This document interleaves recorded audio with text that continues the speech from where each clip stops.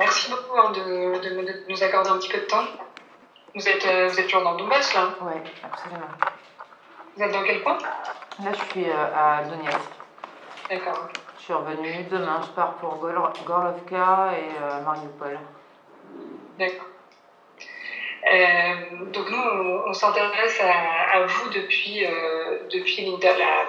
conférence de presse de Sergei Lavrov qui vous a mentionné suite à votre passage dans CNews. Comment vous avez réagi quand vous avez entendu ces propos? Déjà, je l'ai appris par la France parce que j'étais pas au courant. Et je me suis dit, punaise, ça va me porter que des préjudices parce que tout le travail que je vais faire va être estampillé pro-russe. Or, ce n'est pas le cas. Depuis 2015, je suis ici et ça n'a pas loupé. Donc, croyez-moi, c'était pas une bonne nouvelle pour moi. Et tout ça, je ne suis pas au courant. Cette interview avec Pascal Praud, elle a été faite en direct, improvisée. On m'a mis à l'antenne. Je ne savais pas qu'il y aurait BHL. Moi, j'ai essayé de prendre la parole. J'ai montré cette photo. Jamais j'aurais imaginé un tel déferlement. Là maintenant, je lis sur les réseaux sociaux que j'ai voulu faire le buzz, mais enfin, vous savez très bien comment ça se passe dans notre métier. Vous êtes récupéré, et ça c'est bien triste, mais moi j'y suis pour rien. Et je n'ai pas accès je ne peux pas contrer cette récupération. Et de deux, je n'ai jamais envisagé l'impact de ce passage chez Pascal Praud. Je ne pensais pas que ces photos allaient faire le tour des réseaux sociaux, quoi. Moi j'ai toujours mis, depuis que je filme au Karabakh, je mets des photos en fait depuis l'an dernier. Donc c'est pas nouveau, quoi. Est-ce que vous comprenez que votre travail et votre positionnement puissent être utilisés par les autorités russes? Ah ben vous savez, quand on est en guerre,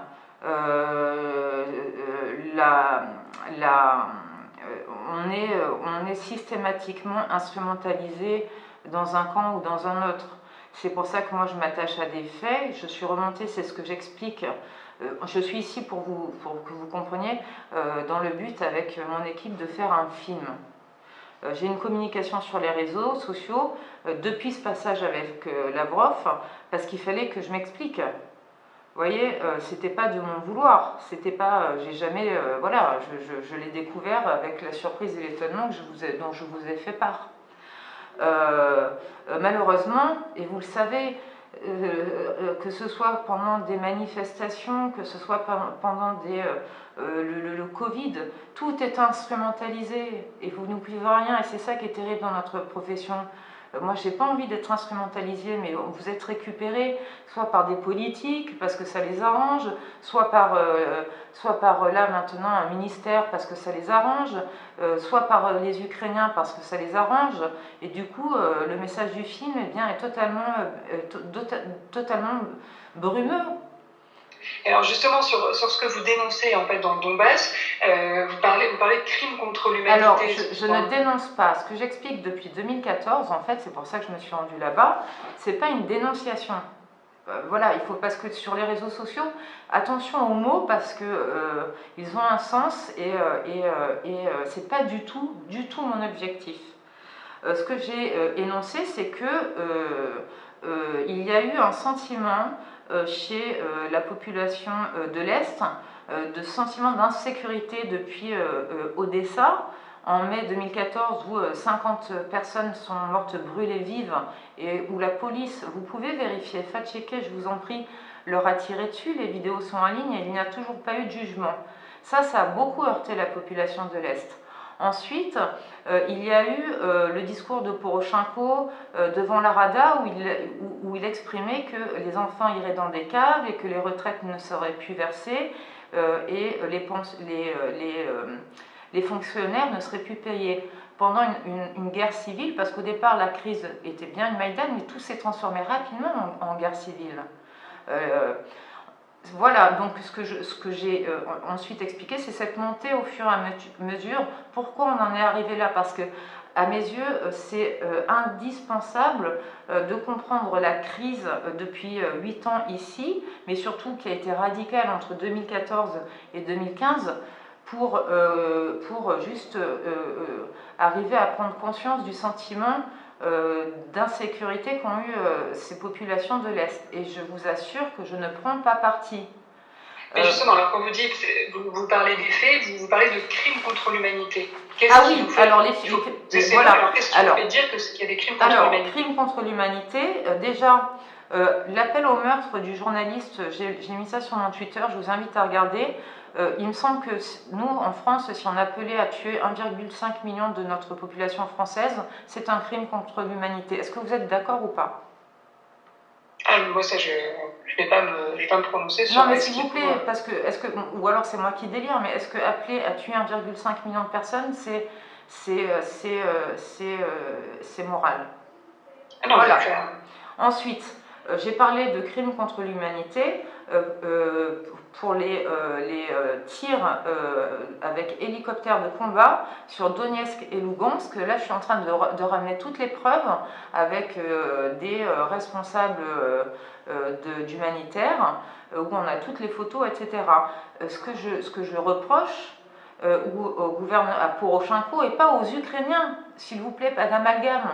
C'est comme quand les États-Unis partent en guerre contre l'Irak sur des décisions fallacieuses. Moi, j'accuse pas les Américains, j'accuse le gouvernement.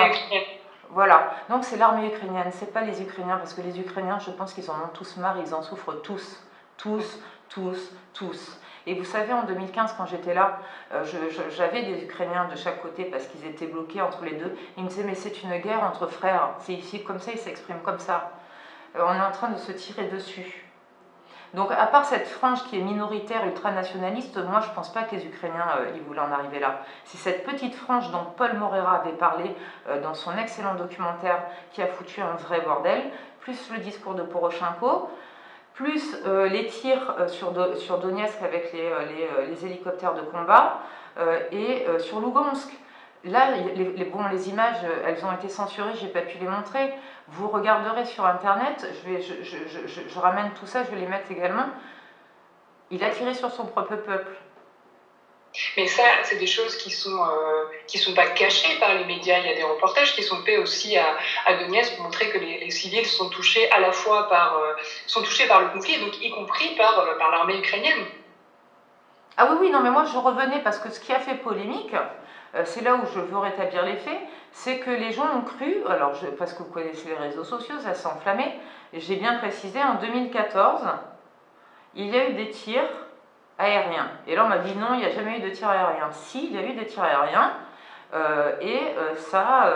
tout ça a généré une guerre civile. Qui a ensuite se sont mis en place les accords de Minsk II. Malheureusement, ils ont échoué. On n'en serait pas là aujourd'hui. C'est terrible ce qui se passe. C'est terrible. Mais tout le monde se tire dessus. Par exemple, je vous ai écouté dans les vidéos. Je ne dédouane pas les séparatistes. Hein. Eux aussi, ils ont tiré de l'autre côté. Attention.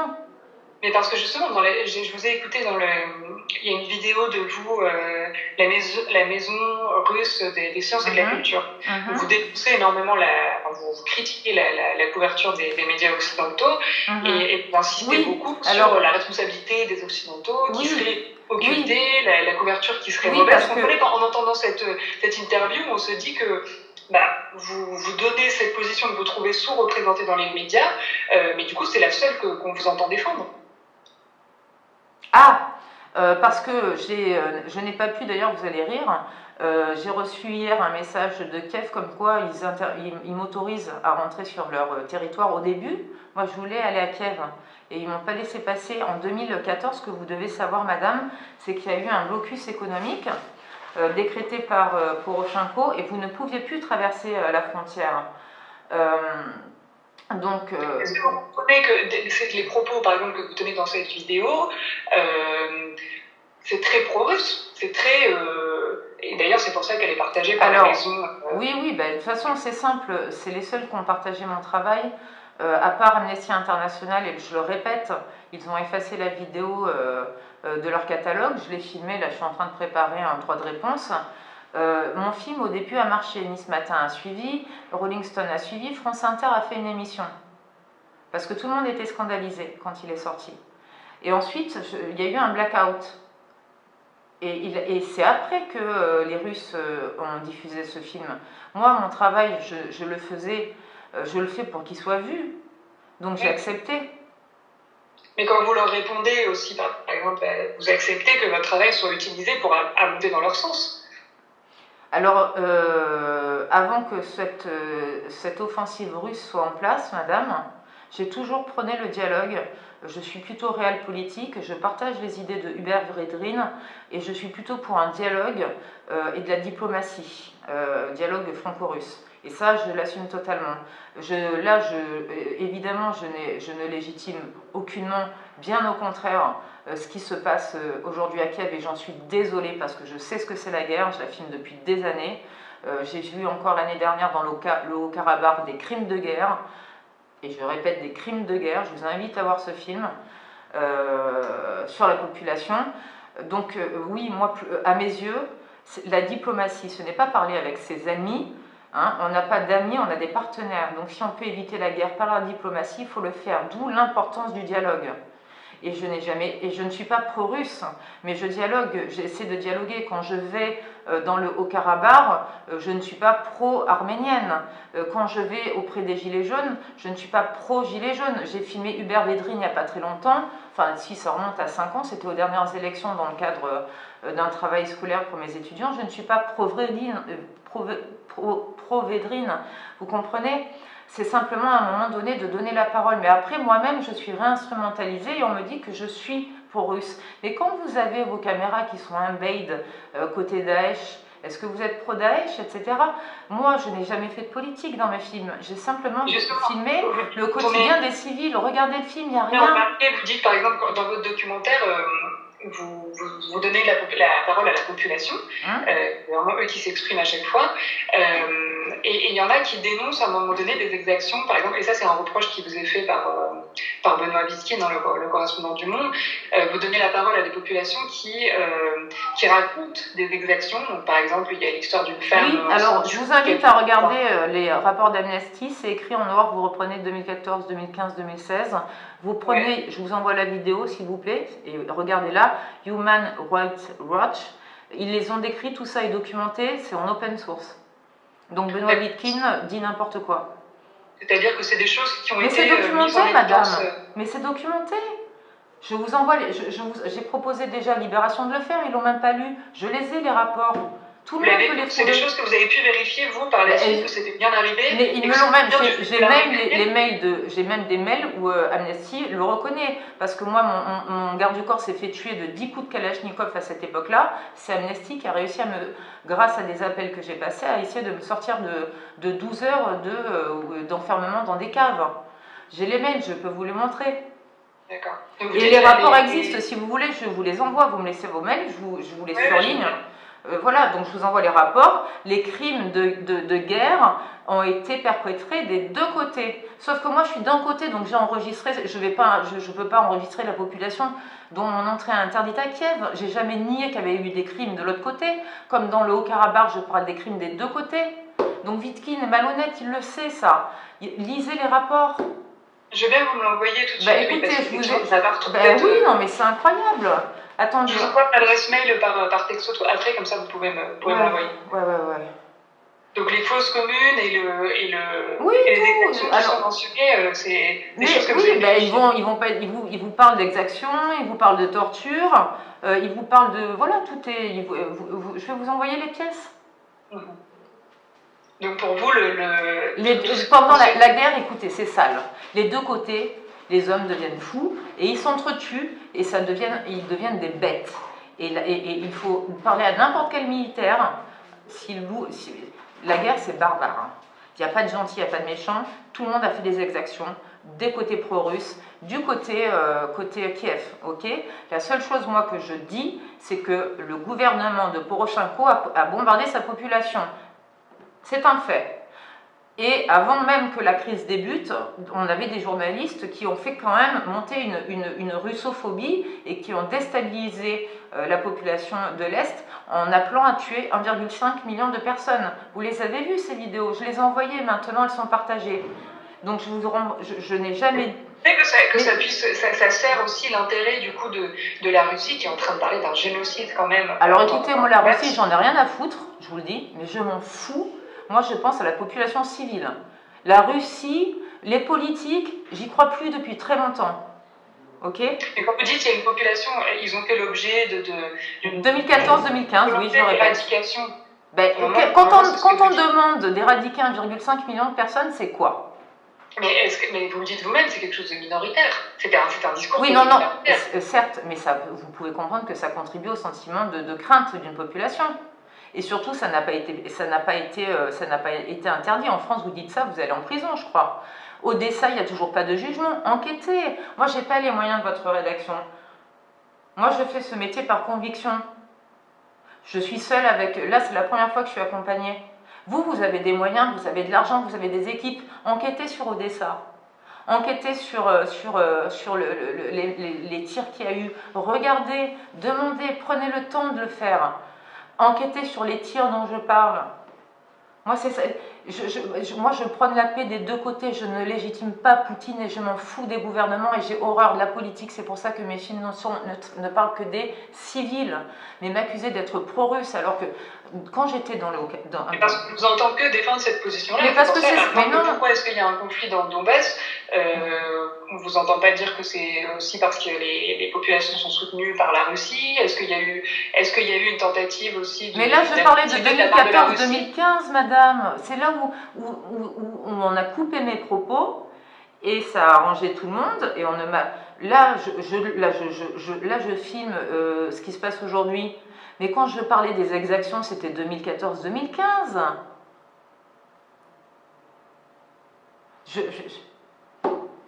Et évidemment, on coupe et on sélectionne les morceaux qu'on veut. Et vous voyez tout. Alors, la Russie m'instrumentalise. Comment? Dénoncer aussi. Vous parlez de l'attitude, parce que vous êtes dans le Donbass, est-ce que vous parlez de l'attitude russe là-bas, de comment est-ce qu'ils soutiennent Ah oui, aujourd'hui, ils les soutiennent. Mais regardez, en direct, je vous le dis, ils soutiennent, ils envoient des armes, ils sont présents, c'est clair. Oui, ils sont là. Ils sont partout. Et c'est pas eux qui ont provoqué la guerre, par exemple? En 2014? Je ne suis pas une experte déjà. En 2014, je pense que, comme l'a dit Renaud Girard, on a eu un gros problème dans la gestion des accords de Minsk. Il était revenu, je vous invite à lire cet article qui date du 2 avril 2016, donc c'est sur Europe 1, et il explique que les négociations ont très mal tourné et que nous avons une part de responsabilité, nous dirigeants européens, dans les pourparlers entre Yanukovych et la population. Ensuite, il s'est barré, etc., etc. Mais je recite l'article Europe 1. Renaud Girard, Fabius était un très mauvais ministre des Affaires étrangères. Il était invité d'Anne Sinclair et il revient sur la révolution ukrainienne de 2014. Ensuite, je vous invite à étudier et à écouter M. Védrine. Moi, je ne suis pas politicienne, mais vous avez des hommes qui connaissent leur boulot. Demandez-leur. Moi, en fait, comme vous sentez que le... Et pourquoi, attendez, j'ai une question à vous poser aussi. Il y a Liseron qui est là, Boudoul de TF1. Elle lance une séparatiste et personne ne lui reproche rien parce que eux, par contre, elle se plaint, vous pourrez lui demander, elle ne peut plus aller à Kiev. Alors maintenant, ils ont peut-être changé la donne puisqu'ils m'ont envoyé un SMS me disant qu'ils acceptaient maintenant que je vienne filmer. Après 10 ans d'interdiction sur le territoire, je reçois des menaces de mort d'Ukrainiens. Oui, tu vas en baver, tu vas voir, etc., etc., etc. Bon, je connais les risques de métier, donc je ne vais pas faire ma plainte, c'est normal. Mais Liseron y est, elle ne pourra pas aller côté Kiev. Et justement, parce que les journalistes qui sont du même côté que vous, ce qui vous est reproché, c'est parce que c'est de prendre des positions, effectivement, qui vont dans le sens de la Russie, même si pour vous, c'est... Madame, je ne vais pas dans le sens de la Russie, je vous explique simplement, comme a essayé de le faire à son époque, en 2014, et aujourd'hui on change de discours, Renaud Girard au Védrine, on a mal géré les négociations, et ça a dégénéré en guerre civile, c'est tout ce que je dis. Mais interrogez, ce sont eux les spécialistes. Interrogez des spécialistes, s'il vous plaît. Ils existent. Renaud Girard, je pense qu'il est quand même inattaquable. Hubert Védrine, c'est un homme de grande qualité. Pourquoi vous ne l'interviewez pas? Non, mais parce que c'est pas sur le fond des choses. Mais si, mais oui, mais c'est eux qui vont vous faire comprendre. Eux, ils vont vous faire comprendre, madame. Non, bien sûr, mais moi, j'essaie de comprendre votre position. Mais moi, je ne suis pas pro-russe, je vous le dis. Je suis simplement... vous avez un positionnement où vous dénoncez quand même... je dénonce que Poroshenko ait tiré sur sa population et je l'assume, ouais. Pardon? Je dénonce que Poroshenko ait tiré sur sa population, voilà. Ni plus ni moins. On ne va pas dénoncer peut-être du côté pro-russe les exactions, la position de la Russie. C'est pour ça, en fait, que vous êtes pointé du doigt.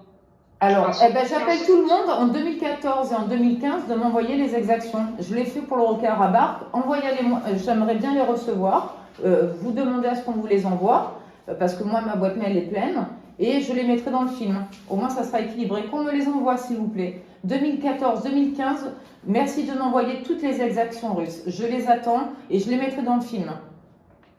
Je m'y engage. Ne détournez pas le message que je suis en train de faire, s'il vous plaît. Non, mais donc vous dites qu'à aucun moment vous j'ai pas dit ça? Vous ne regardez pas les deux côtés. Hein?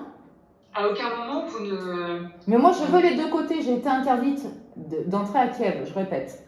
Ok? Donc maintenant tous ceux qui ont les preuves, en 2014 et en 2015, des exactions que je mets dans mon film, et s'il y a eu des tirs, des tirs avec des hélicoptères de combat, envoyez-moi les images, je vais les mettre. Je les veux, ces images, donc cherchez-les, donnez-les-moi, et je vous assure que je les mets en rentrant à Paris dans mon film. Je m'y engage et je vous donne ma parole. Ok. D'accord? Donc moi, je ne peux pas le faire d'ici, madame. Alors, lancez un appel, demandez-le, aidez-moi à les trouver, et je les mets dans le film. Non, mais c'est pas le but, hein, vous avez fait votre travail. Non, s'il vous plaît, parce que... j'essaie de comprendre avec vous je vous explique, comment voulez-vous que je les ai, puisque j'ai été interdit. Alors, envoyez-les-moi, s'il vous plaît, trouvez-les, et je les mets. 2014-2015, je donne ma parole à tous les auditeurs, que j'attends ces images, je les attends. Moi, j'ai les preuves, envoyez-les-moi. Je ne prends pas parti. Il n'y a pas de bons et de méchants civils. J'ai filmé les civils d'un côté. C'est tout. Je ne savais pas comment tout ça... En 2015, par contre, j'ai dit que ça allait mal finir, cette histoire. Je l'ai dit, je l'ai vu en revenant. Ça n'a pas loupé. C'est un carnage qui est en train de se passer. Et je suis désolée pour tous les Ukrainiens. Tous. Et je ne soutiens pas Poutine. Et c'est pas parce que je ne soutiens aucun bombardement, nulle part. Hein. Je suis comme la Croix-Rouge. Hein, quand ils soignent des combattants, ils font fi de leur nationalité, de leur race et de leur fonction politique. Moi, c'est pareil. Un être humain est un être humain. Mais si, j'attends ces trucs-là et je les mets dans le film. Je donne ma parole. Très bien. Et bien moi, je veux bien que vous m'envoyiez les rapports de l'Amnesty International dont vous parliez. Oui. Je vous les envoie tout de suite. Merci et vous me répondrez par mail, s'il vous plaît. Vous les lirez, vous me répondrez. Bien sûr, je regarde. Envoyez-moi ça le plus vite possible et puis je je vous l'envoie tout de suite, tant que j'ai Internet. J'attends votre email. Vous avez mon email? Non, j'ai pas votre email. Je vous l'envoie par... ok, super, on fait comme ça. Et merci beaucoup à vous et bon courage pour... merci à vous. Merci à vous de me donner la parole, surtout. Merci. Au revoir, madame. Bonne fin de journée. Bon courage.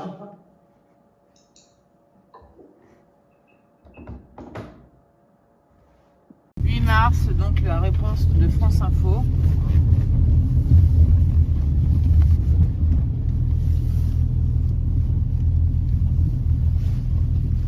Allô? Allô? Ah, attendez. Allô? On est en voiture là. Oui. Ah, ça y est, je vous entends. D'accord, vous m'entendez bien? Ouais, ça y est, je vous entends.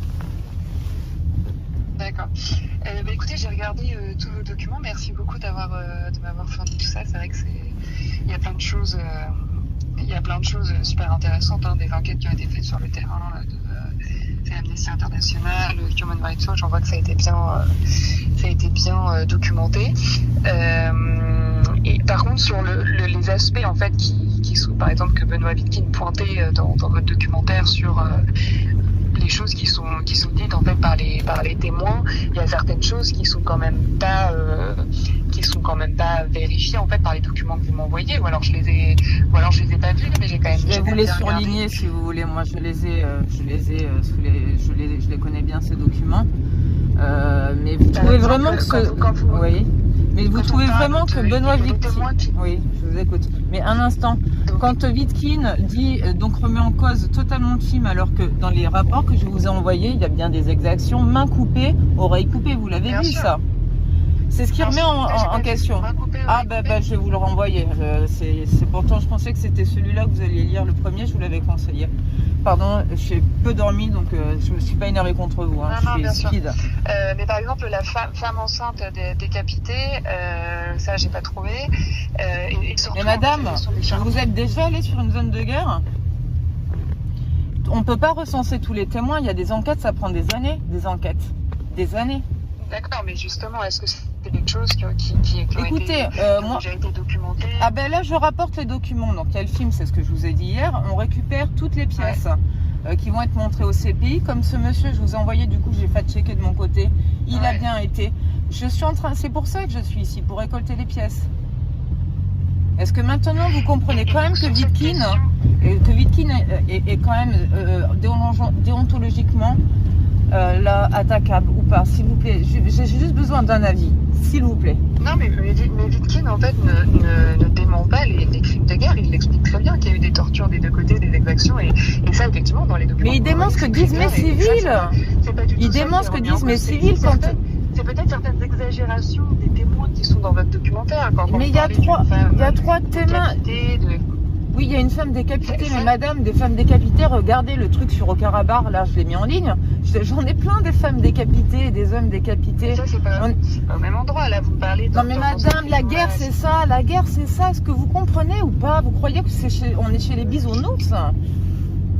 Absolument pas, quand je vous demande, en fait, les éléments... Mais les éléments, mais croyez un peu les civils, pourquoi vous êtes tous complotistes à vous dire, ils exagèrent?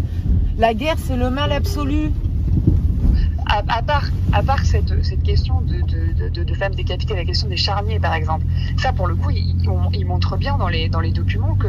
Non, dans les documents, là je vous surlignerai, il parle de 3 corps, moi j'en ai retrouvé, j'ai parlé de 3 corps, 3. Et j'étais là avant que les enquêtes soient faites, madame. Oui, bah écoutez, je l'ai produit toute seule, sans moyens, donc j'ai pas une équipe de rédac. J'ai mis le charnier, 3 corps, c'est tout. Et j'ai pas parlé de 100 000, j'ai pas fait le scandale de Timisoara.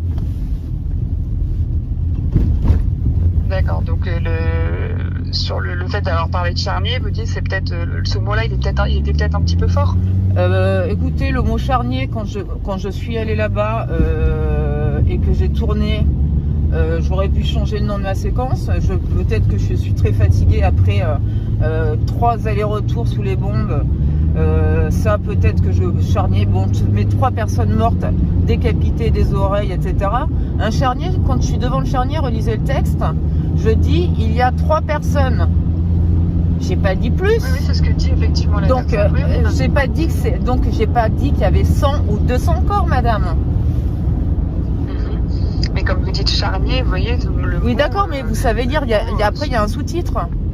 En fait, vous cherchez le petit truc pour le petit truc qui va pas dans le film, c'est ça? Il faut vraiment que faut vraiment l'abattre, ce film. Madame? Allô? Allô?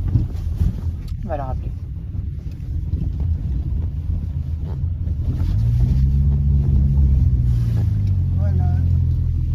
Putain, ils chercheront, mais là...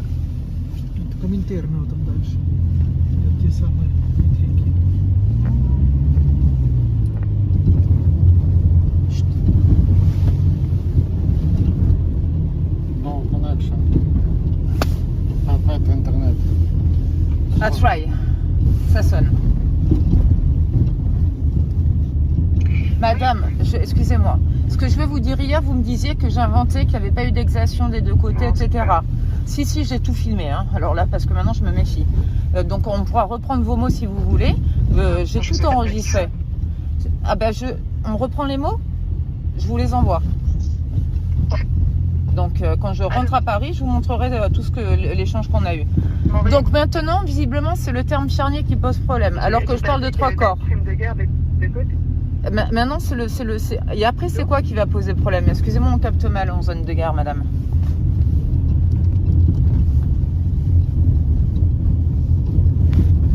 Allô? J'entends très bien ce que vous dites. Excusez, bon, moi je vous entends. Essayons de discuter. Allô? Oui, je vous entends. Allô? Allô?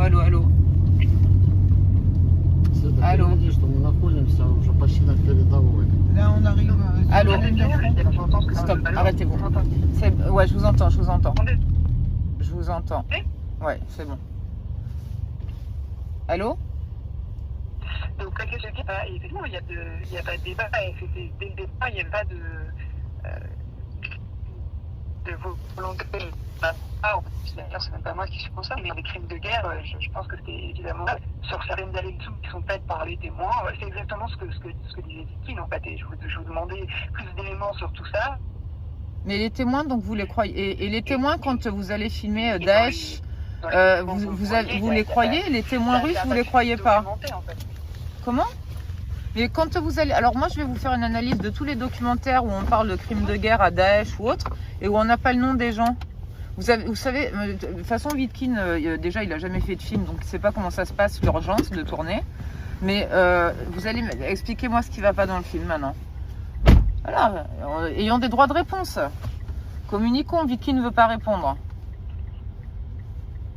Allô? Il ne veut pas vous répondre? Non, il ne veut pas répondre, monsieur Vitkin. Vous savez, monsieur Vitkin est lâche. Attendez, je vous entends. Voilà, donc vous comprenez que je sois un peu scandalisée. Après, donc, c'était peut-être un peu fort d'avoir utilisé ce mot-là. Mais charnier, madame, c'est une séquence, mais est-ce que j'ai dit plus de 3 morts? Est-ce qu'il y a plus de 3 morts? Vous vous arrêtez sur un mot. Est-ce que j'ai parlé de plus de 3 morts, madame? Dites-moi. Donc en rentrant, je vais faire une conférence où j'expliquerai que oui, charnier c'était... Ce qui est expliqué derrière. Quoi? Allô? Je vous ai perdu. Moi je vous entends, J'ai pas entendu la fin de votre phrase. Je vous entends. Ensuite, le fait que Poroshenko ait bombardé sa population, est-ce que ça c'est important ou pas? Madame? J'entends plus. Le fait que Poroshenko ait tiré avec des hélicoptères de combat et que Victime dément, ça vous allez enquêter ou pas?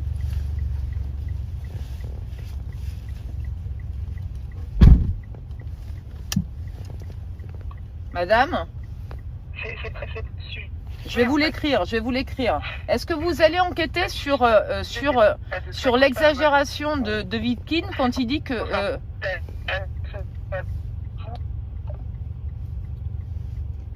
Je lui écris. Alors on y est, en plein cœur là des offensives. Les gens qu'on croise, vous ne pouvez pas imaginer la détresse des gens. Alors tous vos va-t-en-guerre là que vous écoutez, tous ces trucs, il faut faire ci, il faut faire ça. Venez voir ce que c'est la guerre. Venez la voir la guerre. Au lieu de parler, au lieu de donner des conseils sur Facebook. Vous êtes, mais vous vivez dans une autre planète. Venez vous prendre tout ça sur la gueule. Venez, viens, on leur montre ce que c'est la guerre. Vous verrez la mamie dans le film. Cette mamie, moi j'oublierai jamais ses yeux, vous ne les aurez jamais croisés. Regardez. Vous pouviez pas la trouver, cette diplomatie, c'était trop difficile. Depuis 2014. Regardez. C'est ça la guerre. Et si vous censurez mes images sur Facebook pour faire croire que le monde n'existe pas, continuez d'acheter vos putains de Nike, vos putains d'Adidas, continuez à regarder vos pubs, continuez.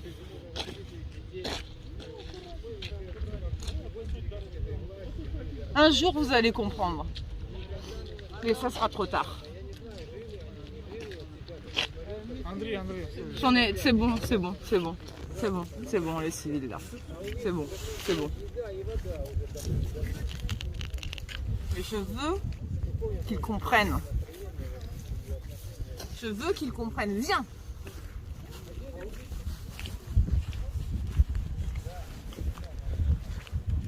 Depuis le 25 février, le jour de mon anniversaire, au 8 mars, ces gens ont vécu dans des caves.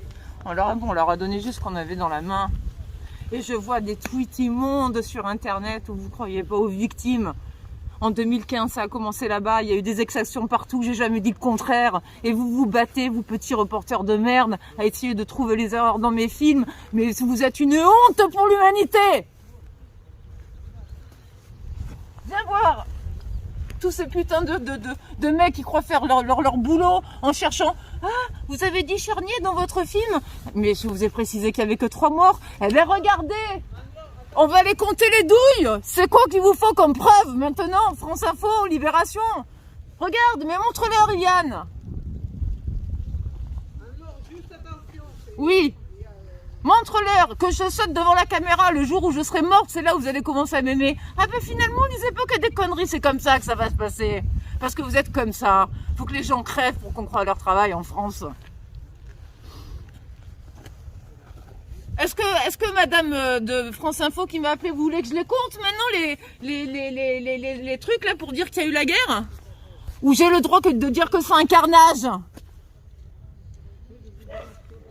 J'ai tout filmé hier. J'ai tout filmé hier.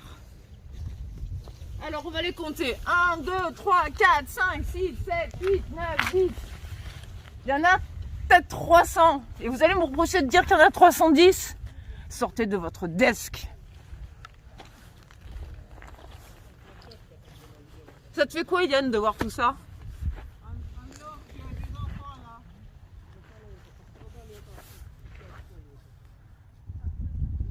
Allez, continuez de démonter Donbass 1. Cherchez la petite merde.